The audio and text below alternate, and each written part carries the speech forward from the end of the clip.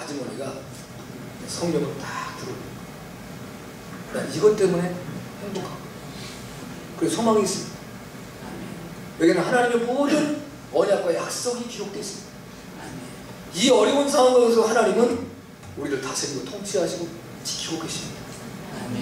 그게 그의 소망이에요. 여러분, 우리 믿는 믿음은 다른가?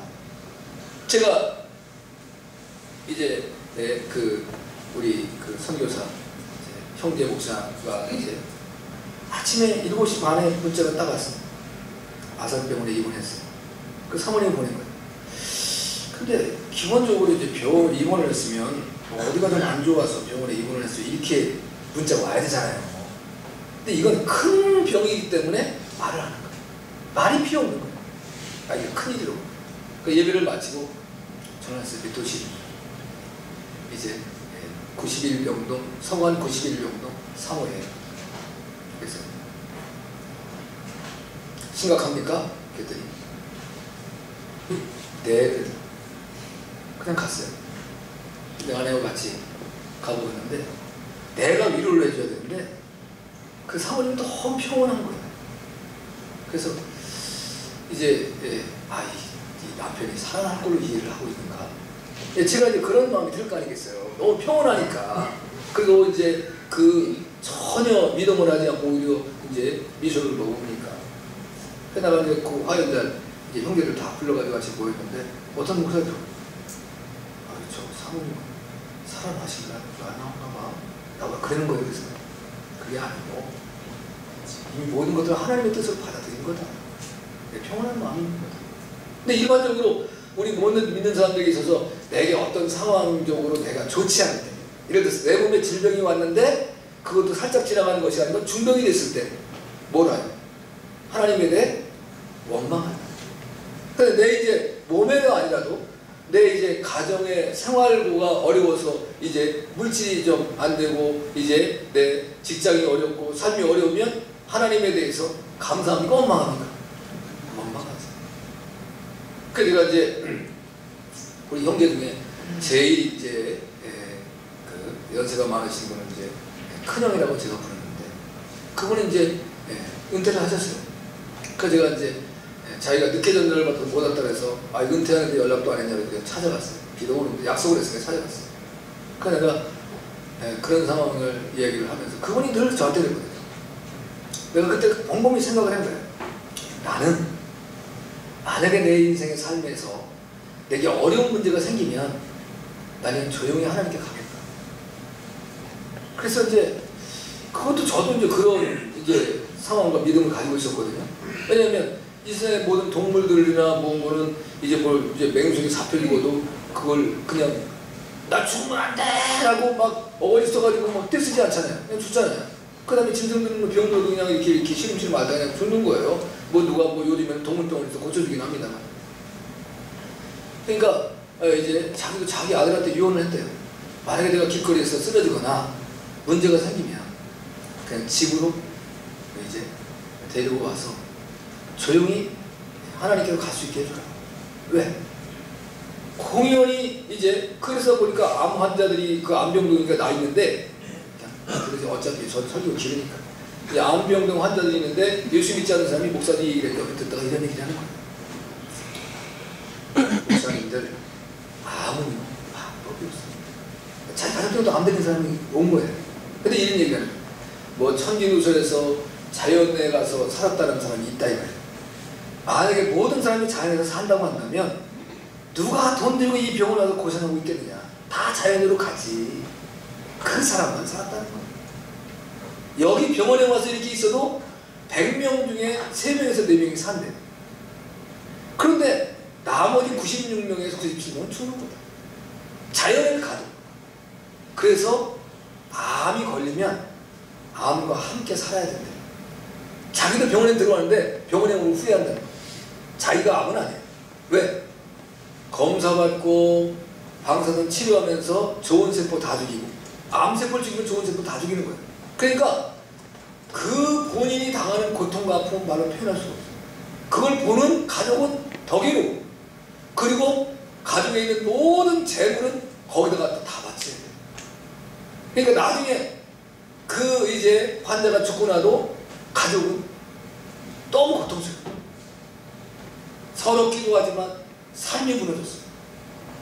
그래서 그냥 같이 다스리며 가면 최고예요. 네.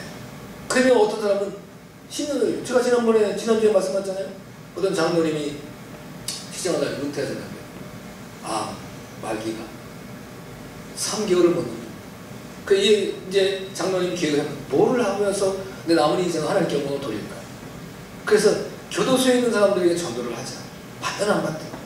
교도소 전도를 했는데 5년째인데 꿋꿋하게 살아계시대.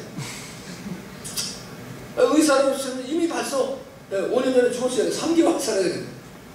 하나님은 어떻게 하냐. 그냥 하나님께서 나에게 이걸 주셨으니 하나님 뜻이겠지. 그냥 같이 가자.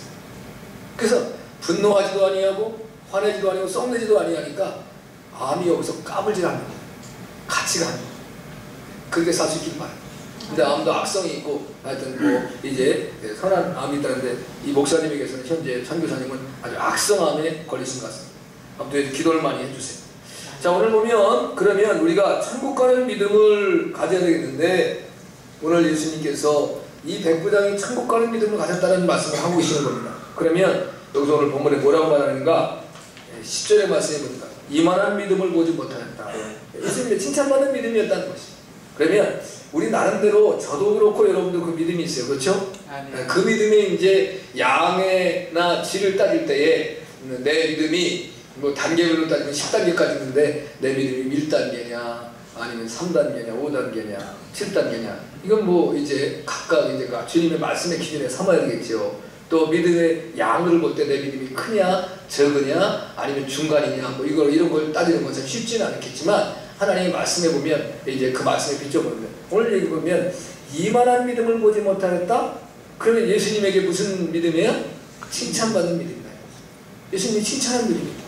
자, 그러면 여기 보면 가장 중요한 것은 예수님을 주인으로 이제 백부장이 모셨기 때문에 예수님께서 그렇게 말씀하신다. 어떤 분이 백부장의 믿음을 오늘 그 마태복음 8장 5절에서부터 13절까지를 10가지의 믿음으로 뽑아놨더라고요. 잠깐 한번 들어보세요. 저도 이 참 대단하다. 어떻게 여기서 10가지의 믿음으로 뽑느냐? 근데 하여튼 뽑았어요. 첫째는 5절에 나와 있는 것은 주님께 담대히 나아가는 믿음을 가진대요. 주님께 나아가는데 문제가 있으면 누구에게 가야 돼요? 주님께 나아가는 거예요. 아멘? 아멘. 여러분들 여러분의 삶에 어떤 문제가 있으면 주님께 나오셔야 돼요. 아멘. 그저 내가 끙끙 앓고 어떻게 누가 와서 해주지 않나? 아무도 안 해줘요. 여러분 주님께 나아가요. 아멘. 아멘? 두 번째는 또 어디에 보면 주님께 간절히 간구하는 믿음이 있다는 거예요. 주님께 자기의 비록 하인이지만 그 하인을 위해서 구한다 이거예요. 내 하인 죽게 되었습니다. 주님 어떻게 좀 도와주세요. 그러니까 여러분이 여러분의 삶에 문제가 있을 때 주님께 도와달라고 간절히 기도하는 그러한 믿음이 있어야 돼요. 아멘. 세 번째는 6절인데 예수님이 그리스도이심을 믿는 믿음이에요. 오늘 그 6절에 보면 그렇게 말씀하잖아요. 주여, 주여. 예수님은 주여라고 부릅니다. 예수님이 주여라고 부릅니다. 그냥 선생님이 이렇게 하지 않고 라보니요, 라비어라고 아니라 주여라고 부른다. 예수님이 이제 그리스도라고 믿는 거예요. 8절에 보면 그리스도의 말씀의 능력을 믿는 믿음이 있다 이거예요. 오늘 8절에 보니까 이제 백부장에 보니까 주여 내 집에 들어오시면 내가 감당치 못하겠사오니 다만 말씀만 해주세요. 주님 말씀은 그대로 이루어진 줄 믿는다는 거예요. 여러분 이런 믿음이 어디 있겠습니까? 예수님 와서 어떻게 좀 만져주든지 뭐 명령을 내리든지 뭐 어떻게 좀 해보세요 이래야 되는데 주님이 저희 집에 들어오는 걸 제가 감당할 수가 없어요. 저는 부족한 존재입니다. 그러니 말씀만 해주시면 내 하인이 나을 것 같습니다. 이 고백을 드립니다. 할렐루야. 하나님의 말씀에 능력이 있다는 거예요. 그리고 어떤 사람들은 이제 그러잖아요. 외국에서도 전화를 해가지고 전화를 기도 좀 해주세요. 그럼 제 병이 나을 것 같습니다. 기도하는 나 때문에. 아멘. 그러니까 그 믿음이 보통 믿음이 아닌 거예요. 믿음으로 구원을 얻는 것이죠. 그 다음에 다섯 번째는 직접 체험해보지도 않고 주의 능력을 절대로 신뢰하는 믿음입니다. 8절도 마찬가지입니다. 아직 체험 못 해봤어요. 아직 예수님께서 누굴 이제 고기에 무등병자 치유한 사건은 나오죠. 이제 그렇지만 아직 자기가 그것을 경험해 본 건 아니죠. 그럼 간접 체험도 체험입니다. 근데 여러분이 간접 체험을 나의 체험으로 믿을 수 있는 믿음이 있는 사람은 대단한 믿음이죠. 네. 예수님의 사랑하는 제자들 도마도 내가 예수님의 이제 손에 못자국과 이제 옆구리에 창자국을 만져보지 않고 난 믿을 수 없다. 그렇게 예수님과 3년 동안 같이 생활했는데도 그런 제자들도 있는데 이 백부장은 체험해보지도 아니하고 주님의 능력을 믿는 믿음을 가졌다는 겁니다. 여섯 번째는 절대적인 신뢰가 있는 믿음이라는 거예요. 9절의 말씀에 보니까 나도 남의 수하에 있는 사람이여 내 아래도 군사가 있으니 이대로 가라면 가고 저대로 오라면 오고 내 정도로 이것을 하라면 하나이다. 그러니까 자기의 삶의 비유를 들어서 예수님이 그런 능력이 있다고 생각합니다. 예수님이 이 만왕의 왕이시고 이 모든 만물을 주관하시는 분이시기 때문에 예수님이 내가 그 병이 나아라 라고 말하면 그 병은 나을 줄로 믿는다는 거예요. 대단한 능력이죠, 여러분. 그 다음에 그 일곱 번째는 예수님의 모든 말씀은 반드시 성취될 것을 믿는 믿음이에요. 9절에 같은 말씀입니다. 동일한 것에서 두 가지를 뽑아냈습니다만 그렇습니다. 그 다음에 또 하나 더 뽑아낸 건 여덟 번째는 9절인데 절대적인 순종심을 동반하는 믿음입니다. 순종. 우리 기독교의 핵심은 뭐냐면 기독교의 핵심은 사랑인데 그 사랑을 이루어가는 핵심은 순종입니다. 무조건 순종하는 거예요. 하나님 앞에 내게 합당하게 여겨져도 내가 내 이성적으로 이것은 따져봐갖고 이건 맞는 거야, 이건 아닌 것 같아, 이런 게 아니고 그 주님 말씀하시옵소서. 주님 말씀은 진리입니다. 아멘. 주님 말씀은 생명입니다. 이렇게 믿는 거예요. 그게 믿음인 거예요.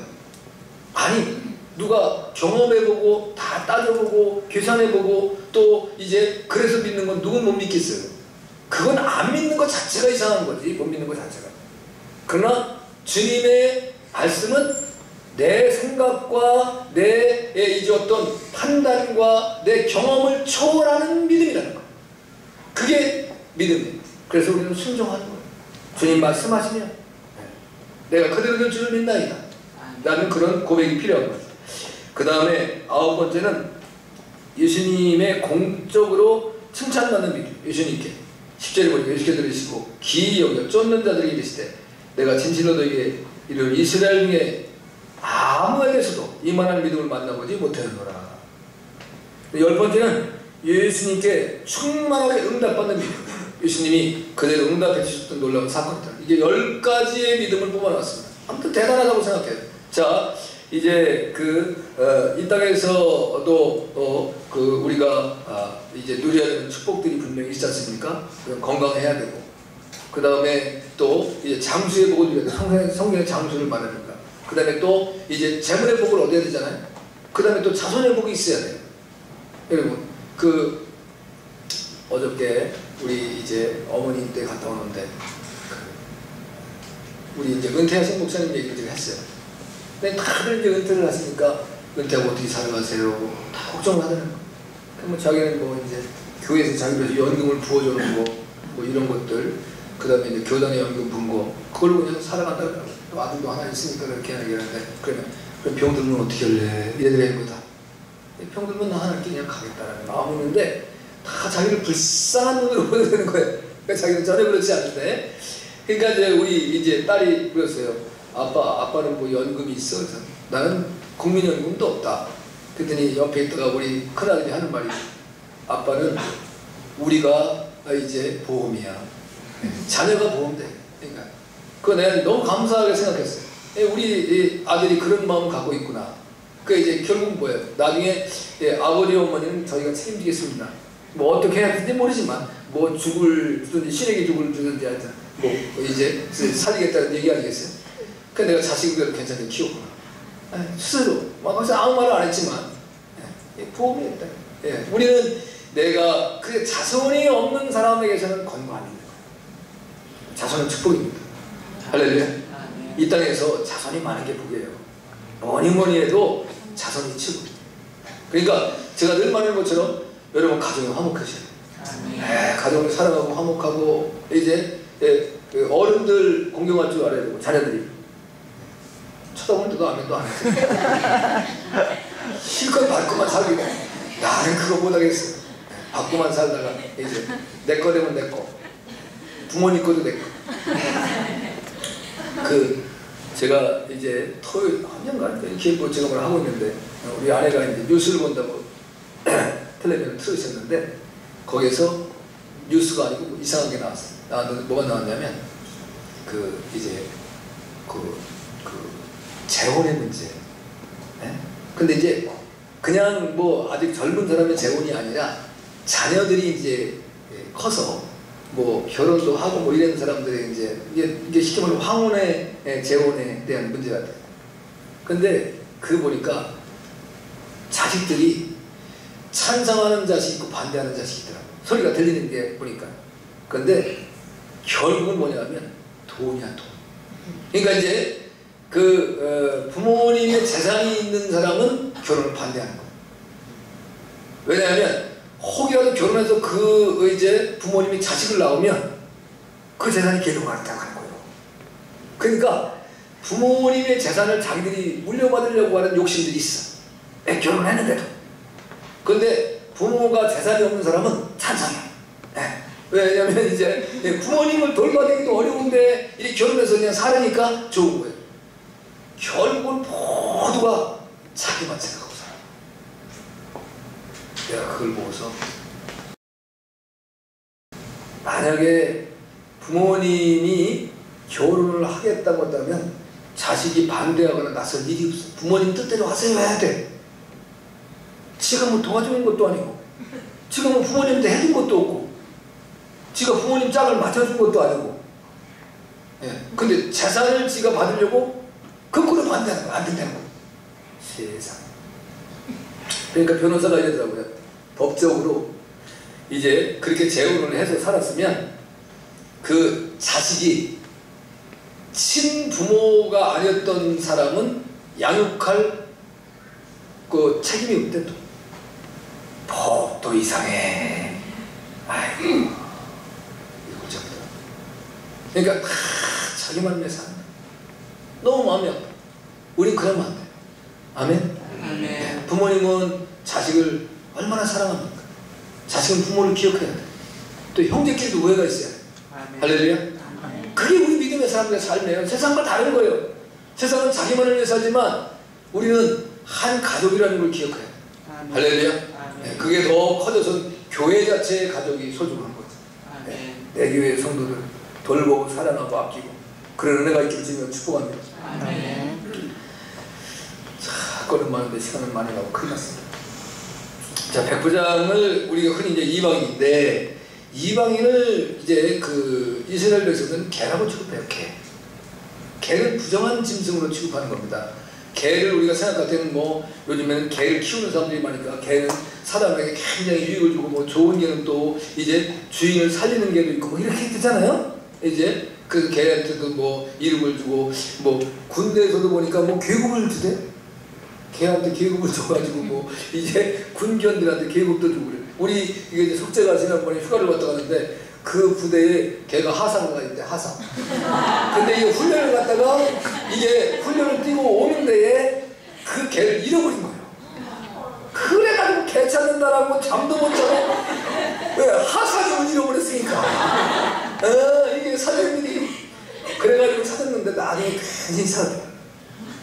그래 내가 그래서 그러면 그 하사님을 모시고 간 사람을 족쳐야지. 그 차에다 실어갖고 가는데 차가 문을 열어놓고 뛰어나간 거잖아요. 그렇지 걔가 왜 잃어버려. 근데 하여튼 찾긴 찾았다더라고. 와 걔도 하사가 있다. 그 나중에 이제 뭐 이제 소위도 달아주고 이렇게 할지 몰라. 그러면 이제 사령들이 하사님 해야 될 거 아니야. 그렇지만 기본적으로 개는 부정한 짐승으로 성경은 말하고 그리고 타락한 목사를 내서 개라고 표현합니다. 우리 보셨잖아요? 이제 성경의 말씀에 에스겔서에서 자기만 알고 자기 욕심만 채우고 양들을 돌보지 않는 그러한 이제 목사를 개라고 표현합니다. 여러분 저도 개가 되지 않기 위해서 노력합니다. 기도 많이 해주세요. 개 되지 말라고. 큰일 났죠. 여하튼 그런데 이방인을 개라고 표현했단 말이에요. 근데 성경에서 이방인으로 칭찬받은 사람들이 여러 신대한 세 사람만 얘기해요. 그때는 이제 누가복음 17장에 보면 문둥병자 10명이 치유받습니다. 그 중에 한 사람은 사마리아인이고 나머지 9명이 유대인이에요. 그런데 유대인이라는 표현은 안 나왔는데 나중에 치유받고 돌아서 예수님께 감사한 사람은 그 사마리아인 하나예요. 그런데 예수님 이 사마리아인이라는 표현은 이 이방인 외에는 감사한 자가 없느냐? 그 9은 어디 있느냐? 이렇게 물어요. 그래서 이 이방인 외에 하나님께 영광을 돌리는 자가 없다 이렇게 표현합니다. 그 이방인으로 취급받은 자가 주님께 칭찬받고 구원받습니다. 그 다음에 이제 마태복음 15장 24절인가요? 거기서 29절에 보면 그 수로보니게아 여인에 대한 얘기가 나와요. 수로보니게아는 이제 베니게라고 하는 나라, 이방이에요, 이방. 근데 그 자기 딸이 귀신 들렸는데 그 딸을 고쳐달라고 예수님께 왔는데 그가 이제 예수님께 말하면 예수님께서 주인의 떡을 자녀들에게 주지 아니하고 개에게 준 자가 없다. 그래서 자기 개 취급했거든요, 이방인이다. 그런데 개도 주인의 장에서 떨어지는 부스러기를 먹나이다. 그래서 예수님께서 내 믿음이 크도다. 내 믿음대로 듣지 않아. 그래서 그 믿음에 따라서 그 딸이 고침받습니다. 구원받은 역사가 나타납니다. 사도행전, 이건 예수님 직접적인 사건은 아닙니다만 사도행전 10장에 보면 이제 이스라엘의 그 이달리아의 백부장 고넬료에 대한 얘기가 나옵니다. 그는 이제 경건하여 하나님을 경외하고 또 많은 사람들을 구제했다 이렇게 표현합니다. 그래서 이제 요바에 있는 베드로를 불러다가 이제 고넬료의 가족이 세례받고 성령받고 구원받는 역사가 됩니다. 할렐루야. 그러니까 이제 믿음만 있으면 한 주님 앞에 칭찬받을 만한 믿음이 있으면 천국은 무조건 간다. 아멘. 여러분이 이제 여러분의 신앙생활 속에서 세상을 향한 믿음이 아니라 주님을 향한 믿음으로 주님께 칭찬받는 믿음으로 천국 가는 여러분들에게 주님을 축복합니다. 아멘. 근데 이제 가슴 아픈 현상이 오늘 말씀에 등장해요. 본 자손들은 바깥 어두운 데 쫓겨나게 하셨다 그랬습니다. 12절에 보니까 그 나라의 본 자손들은 바깥 어두운 데에서 쫓겨나서 거기서 울며 이를 발리며 있으리라. 근데 율법적인 제가 신앙으로 받았는데 율법주의적인 신앙으로는 천국 갈 수 없다는 겁니다. 지옥 간다는 겁니다. 너무 가슴 아프고 안타까운 말씀 아닙니까? 그건 뭐예요? 나는 하나님께 이제 그건 이스라엘 백성들에게 하신 말씀인데 이스라엘 백성은 제가 말한 건 수동 때 무한자예요. 이스라엘 백성은 태어난 것 자체가 이제 구원이에요. 우리 식으로 말하면 저는 모태신앙입니다. 뭐 이렇게 자랑하시는 분들 있잖아요. 이제 뭐 교회 다니십니까? 예수 믿으세요? 그러면 전 모태신앙이에요. 그럼 뭐예요? 나는 천국 백성이라고 하는 자부심을 갖는 거잖아요. 그렇지? 아니에요? 네, 그럼 자부심 가는 거란 말이에요. 그러면 지금의 우리의 형편으로 보면 내가 그냥 교회를 다니고 있기 때문에 나는 구원이 있다. 이 생각을 가지고 살 수 있다는 거예요. 그건 아니라면 예수 그리스도를 믿는 믿음이 있어야 구원받는다는 거예요. 할렐루야. 그게 아니면 내가 교회를 위해서 내가 교회를 10개를 지고 내가 이제 많은 사람들 교회에 들고 와고 교회가 가득 채워진 게 매우 나도 구원. 예수님을 나의 주님으로 모시고 그 예수님을 믿는 믿음이 있어야 돼요. 예수님이 하나님이시라는 거. 우리가 이사야서 이제 9장 제가 7절에서 말씀드렸잖아요. 예수님은 이제 영존하시는 아버지다.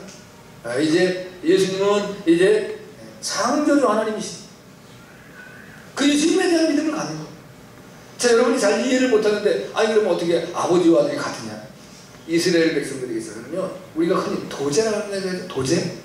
도제라는 거 아시죠? 그건 뭐냐면 내가 가지고 있는 모든 이제 달란트와 재능과 직업을 물려주는 거예요. 그 제자를 만들어서. 근데 이스라엘 백성들에게 있어서 그 아버지가 가지고 있는 것을 물려주면 자식에게 거의 물려주면 자식에게. 그럼 자식을 도제 삼는 거예요. 자식에게 훈련을 시키고 가르치고. 네. 뭐 요즘에 그 드라마 중에 뜨는 드라마가 뭐예요? 뜬 드라마가? 뭐라고 있던데? 뭐 가족끼리 왜 이래? 뭐 그런 게 있다면? 네, 가족끼리 왜 이래? 그 말만 들어봐서 가족끼리 별로 좋은 게 아닌 것 같아. 그죠? 그래서 저는 모르겠어요. 드라마 보지 않았어요. 근데 이제 그 아버지의 유업을 자식이 물려받는 것이 축복인 걸로 하는 거예요. 우리나라에서 여러분이 만약 여러분의 자녀들이 난 우리 아버지가 하던 일들을 난 하고 싶습니다. 그럼 그 자식 잘 키우고 난 아버지 같지는 않아. 난 아버지 싫어. 이러면 그건 뭔가 문제가 있는 거야. 근데 아버지의 입장에서 야, 넌 나보다 나아져야지. 내가 하는 걸 너한테 물려주긴 그렇다. 난 이런 일을 했으면 좋겠다. 그러면 그건 좋은 상황이에요. 왜냐면 그럼 아버지가 이제 평생 뭐 이제 인분만 펐으면 인분 푸는 거 자기한테 물려주려? 그건 아니잖아. 그죠? 인분 푸는 사람도 있긴 있어야 되지. 그렇지만 내가 내 자식을 대학까지 보내고 열심히 공부시켜가지고 인분이나 푸라고 하고 싶지는 않잖아. 부모 입장에서는. 왜냐면 난 배운 것도 없고 난 뭐 세상에서 뭐 직장 얻을 것도 없으니까 그런 일을 했는데, 그럼에도 불구하고 자식이 나는 아버지가 그렇게 열심히 살아가는 걸 존경합니다. 저는 아버지에 대해 부끄러움이 없습니다. 이런 거 훌륭한 자식이란 말이에요. 근데 아버지 미안하지만 저 졸업식도 오시지 마시고 저 이렇게 친구들 있는데서 저 아버지 얼굴 내밀지 마세요. 창피합니다. 이러면 그 자식은 몹쓸 자식이지. 이해가 되냐? 지다가 아빠가 쳤어. 왜 이렇게 말을 못하고 고개만 끄덕거리고 웃기만 하고 웃으면 정들어. 그러니까 이게 굉장히 중요한 부분이란 말입니다. 그러니까 아버지를 존경해야 돼요. 아버지가 부족해도 존경을 하니까요. 아멘. 그 아버지의 은혜로 지금 내가 있는 거야. 아멘. 그런 감사함이 있어요. 제가 이제 그래서 결국은 우리의 인생이 믿음 안에 있는 사람들은 감사를 놓치고 살면 안 된다. 아멘. 그래서 제가 감사를 찾다가 제가 이제 그 이의수라고 하는 분이 행복복에서 목사님이신 분이에요. 이분이 이제 써놓은 책에서 이분이 참 잘 적어요. 그게 맞는 말 같아요. 감사를 영어로 말하면 뭐냐면 thanks라고 하는 건데, 그 감사는 어디서 나오냐?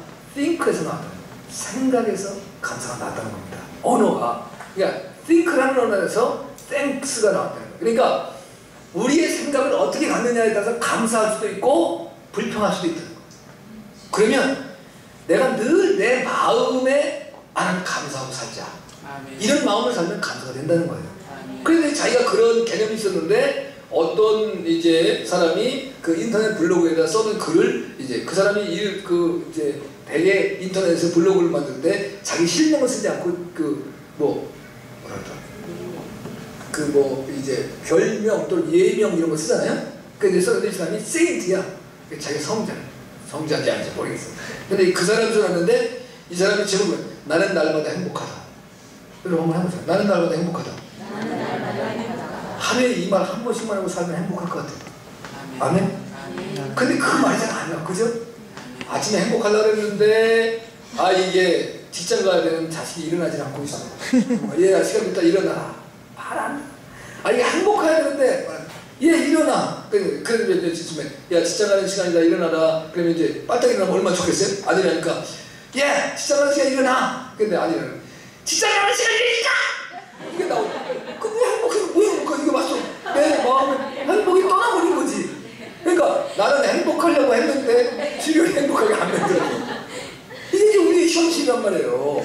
근데 이제 나는 날마다 행복하다라고 하는 글을 쓴 사람이 이렇게 썼어요. 자, 한번 잘 들어보세요. 부모님이 들어야 되는 말 중에 제일 먼저 10대에 자녀들 두신 분 잘 들어보세요.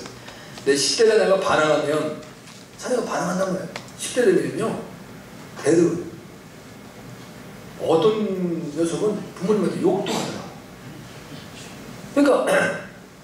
그러니까 이제 이게 고통스럽잖아요, 부모 입장에서. 그런데 이렇게 이해를 하면 행복하다는 거예요.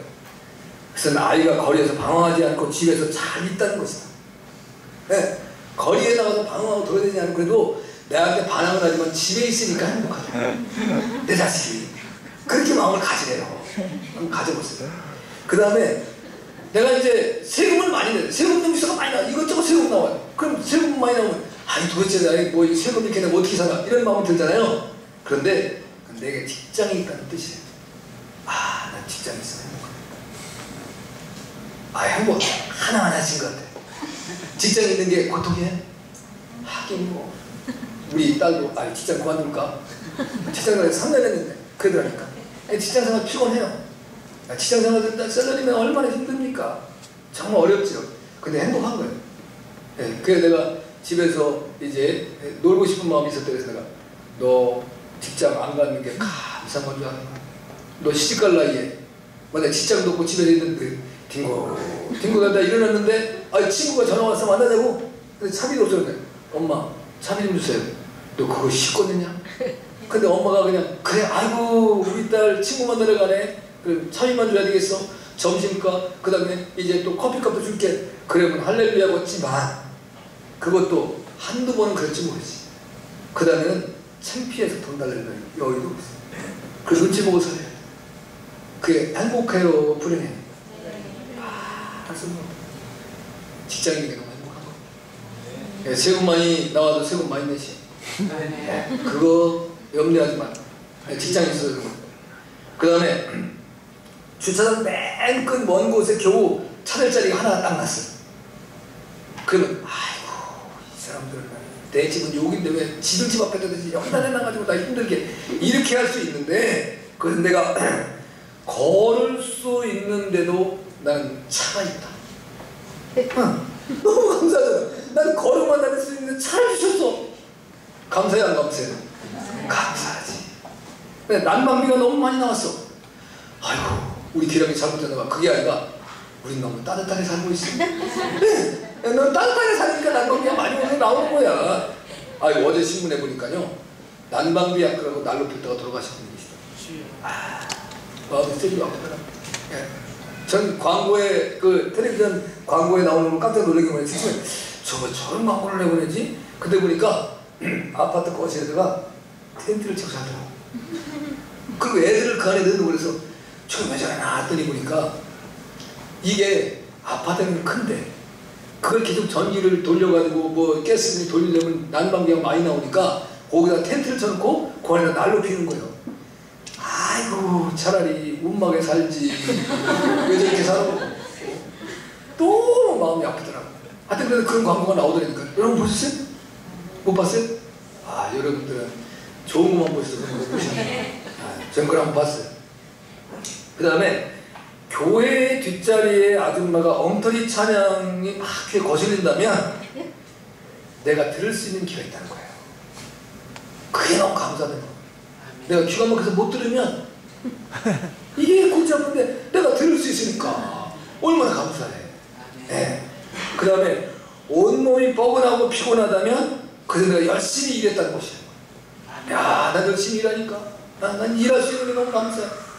그 다음에 세탁하고 다림질해야 될 일이 산더미처럼 쌓였으면 나는 입을 옷이 많다. 너무 감사해. 입을 옷이 많다. 마지막 하나는 이른 새벽 자명종 소리가 잠을 깼다면 그것은 내가 살아있다는 것이다. 이른 새벽에 자명종 소리 그게 손에 닿을 만한 곳에 있으면 감사한데 이게 손에 닿을 만한 곳자리에 안 있으면 그 자명종은 끝때까지 울리더만. 그거 독하네. 저는 이제 찬송을 해놨는데 그 찬송이 계속 바뀌어요. 하여튼 끄지 않으면 끊겨. 제가 이제 금요일 날은 우리가 심야 기도하고 토요일 날 새벽 예배가 없으니까 이걸 내가 내 침대 맡아 놓으면 좋은데 그 이제 마루에 왔는데 계속 그게 울리는 거예요. 결국 일어나야 돼. 그런데 눈치를 보는 게 혹시 우리 사모님께서 내리기 좋은 이쪽에 난 창가에 춘대는 게도 남편이 견디고 아내는 따뜻한 데다 놓았는데 내려서 끄시는데 끈질기게 안 끄시더라고. 결국 내가 일어나야 돼. 내가 일어나서 내가 꺼야 돼. 그래서 내가 그때가 끄고 난다고 생각하는 게 아니 내가 이걸 침대 머리를 갖다 놓고 잘못 놨네. 아무튼 그래도 살아있다는 거예요. 네, 깨어나니 너무 감사하죠. 할렐루야. 그러니까 우리의 마음에 늘 감사하는 마음으로 살아갈 수 있는 저 여러분들 주님을 축복합니다. 그러니까 유대인들에게 구원의 역사가 없었던 것은 끝까지 예수님을 배반하는 거예요. 예수님을 방해하고 예수님이 하는 일마다 반역하는 거예요. 여러분 교회 나와서 또 불평하지 마세요. 제가 늘 여기서 인사할 때 은혜 받으시다는 거예요. 교회 와서 시험 드는 사람이 있어요. 그 사람 불쌍한 사람입니다. 시험은 세상에 가도 넘치게 들어요. 세상에 가면 거의 시험거리요. 예. 나는 그냥 은혜롭게 살려고 했는데 세상이 자꾸 나고 시험을 줘. 근데 교회는 은혜 받는 곳이야. 아멘. 그러니까 이 교회에 와서 내가 은혜를 풍성히 받아서 여러분의 삶에 활력소를 얻고 세상에서 승리하는 삶을 살아야 돼. 아멘. 그래서 세상이 나를 힘겹게 할 때마다 이제 힘이 솟고 은혜가 솟고 마지막으로 세 번째는 동서로부터 많은 사람이 천국에 앉게 해주신다. 그랬습니다. 10절에 이렇게 들으시고 놀랍게 여기요 따르는 자들에게 이르시되 내가 진실로 너희에게 이르노니 이스라엘 중 아무에게도 이만한 믿음을 보지 못하였노라. 할렐루야. 자, 그러면 이방인이 우리에게 천국권을 주신다는 겁니다. 뭐 때문에? 믿음 때문에. 다른 아무것도 없어요. 우리가 예뻐서 그런 것도 잘나서 그런 것도 아니고. 여러분 아무리 못나도 내 자식이 예뻐요? 남의 자식이 예뻐요? 내 자식이 예쁜 거예요. 그런데 내 자식보다 남임에도 불구하고 그 삶이 너무 이제 바르고 성실하면 그 자식을 인정한다는 거예요. 인정할 수밖에 없는 거예요. 내 자식이 늘 맞성만 버리고 늘 그랬던 일만 하면 그 오늘 이 말씀을 주시는 거예요. 하나님 그 이제 하나님의 진 백성들은 바깥 어두운 데 쫓아내면 뭐예요? 지옥이잖아요. 어두운 데가 지옥이지 뭐 천국이겠어요. 그런데 동서로부터 많은 사람이 이제 와서 예수 그리스도의 온전한 믿음을 믿고 천국권을 이루게 하셨다. 할렐루야. 아멘. 그래서 우리에게 구원 주시기 너무 감사해요. 유대인은 아직까지도 자기들만 구원 있는 줄 안단 말이에요. 그런데 그것이 틀려버리고 예수님을 구주로 예수님을 만왕의 왕으로 하나님으로 인정하지 않기 때문에 그들에게 지금 구원이 차단됐다. 나중에 이제 7년대 환란이 오면 그들이 또다시 구원의 은총으로 인도받습니다만 지금 우리에게 구원의 놀라운 은총을 주님이 허락해 주셨습니다. 천국에는 세 가지 복이 있습니다. 요한계시록 21장에 보면 새 하늘과 새 땅을 우리가 얻는 겁니다. 이 땅, 그 땅의 지력을 회복하려면 기본이 3년이랍니다. 그런데 요즘에 여러분이 혹시 여기 등산하시는 분이 있는지 모르지만 산에요 낙엽이 썩지를 않아요. 이거 심각한 겁니다. 낙엽은 썩어야 되거든요. 그러면 이 땅은 공해로 찌들었다는 거예요. 그러니까 이제 사람마다 다 내성도 있고 다 여러 가지도 있지만 왜 우리에게 이 시대에 그렇게 질병들이 많으냐? 너무 많이 오염된 거예요. 우리가 지금 독을 먹고 사는 거죠. 그래서 제가 늘 기도할 때 뭐라 그래요? 무슨 독을 먹을지라도 해를 받지 않을 것입니다. 누가복음 11장 15절에 보신 주님의 말씀을 기억하고 기도하세요. 안 먹을 때마다. 아멘. 네, 그래서 먹고 그냥 사는 거예요. 제가 어떤 분 물에 대한 얘기를 하는데요. 지금 이제 정수기물은 무슨 물이에요? 그것도 수돗물이에요. 수돗물 정수기물. 그죠? 그러니까 그런 물에는 두 가지가 다 있대요. 항생제는 없어지지 않는다. 또 하나가 이제 성장 촉진제, 뭐라 그래요? 성장 촉진시키는 유전자 변형시키는 거 있잖아요. 환경으로 보면 이거는 없어지는 게 아니죠. 그걸 우리가 먹기 때문에 우리가 망한다는 거예요. 그래서 생수를 먹어야 된다. 뭐냐고 생수는 바위를 뚫어가지고 거기서 나온 물이래요. 예수님이 이제 이스라엘 백성 광야에서 생수 줬잖아요. 근데 또 어떤 분은 또 그래. 반석도 물 겨들어가. 돌에도 들어갔네. 그러니까 그냥 드셔야 돼. 기도하고. 그럼 뭐 안 먹어? 드셔야지. 기도하고 드시는 것밖에 없어. 요한계시록 21장 10절에 보면 거룩한 성에는 12가지 보석이 있대요. 여러분 여자분들 보석 좋아하시죠? 천국 가면 보석이 널려있어요. 제가 뭐 그런 얘기 했잖아요. 어떤 분이 참 제가 야 이건 머리 좋다 했어요. 베드로가 천국을 가는데 이제 저 천국 문을 지키고 있던 어떤 부자가 이 땅에서 열심히 살다가 죽을 때가 됐는데 억울한 거야. 일만 열심히 하고 써보지는 못하고 이 재산을 자식한테 물려주려니까 그것도 아깝고 남한테 국가에 대한 더 아깝고 그래서 그걸 금괴로 만들었잖아요. 다 금괴로 해가지고 이제 큰 트렁크에다 매가지고 낑낑 거리고 천국을 가는데 천국 문을 들어가는데 베드로가 잠깐 여기 아무것도 가지고 들어갈 수가 없다 했더니 이건 내가 꼭 가지고 가야 되는 겁니다. 도대체 뭔데 그렇게 애를 써요. 딱 보니까 금괴인데 이 사람아 여기는 길바닥이 다 금인데 그까지 뭐에다 쓰려고 가져왔냐. 그래서 천국에는 다 금으로 그냥 깔려있는 느낌. 천국의 보석이 얼마나 이게 어디서 여러분 보셨죠? 다이아몬드 그래 뭐 이제 뭐 결혼하면서 다이아 반지 못 받으면 서운해 버리잖아요. 그러니까 이거 1캐럿 때 봐야 얼마나 조금만 눈에 보이지도 않는 거. 누가 봐줘? 나만 괜히 내가 있다는 거죠. 옛날에는요, 우리 그 살 때는 어렵고 힘드니까 시계로 올 때는 시계 찾으면 이제 남자들은 다 이뻐요.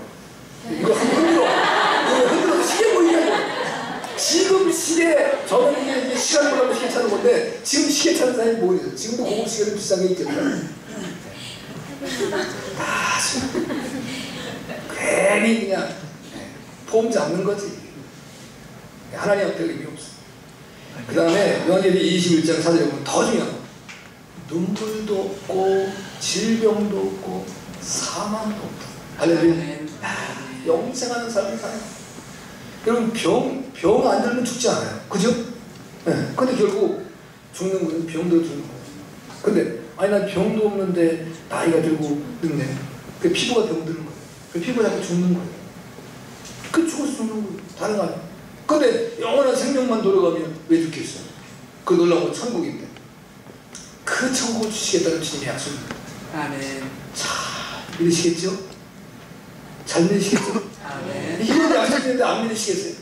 그래서 오직 천국 가는 믿음으로 여러분 예수님을 주인으로 섬기고 이 안에를 승리하는 복된 여러분 되시길 주님을 축복합니다. 아멘.